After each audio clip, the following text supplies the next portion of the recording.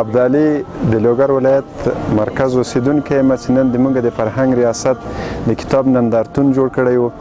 او خوشحاله او خوښ په دې باندې یو چې د ولایت له هرې ولسوالۍ نه ځوانان راغلي دي او دلته د خپلې خوښې کتابونه اخلي او مطالعه کوي او تر ټولو د خوشحالۍ ځای دا ده چې زموږ د لوګر مسؤلین ورته راغلي دي او دلته ملګرو ته ځوانانو ته کتابونه ډالۍ کوي. کتاب د موږ او تاسو لپاره یو رهنما ده او ښه ملګری ده. موږ او تاسې کولی شو داسې کتابونه واخلو چې هم مو وخندوي هم مو وژړوي. نو موږ او تاسې راځئ په دې یو ښکلي پروګرام کې چې فرهنګ ریاست په همکارۍ او د نورو شخصي کتاب پلورنځیو په همکارۍ جوړ شوی د برخه واخلو او خپل د خوښې کتابونه یو بل ملګري ته ډالۍ او هم مطالعه کړو.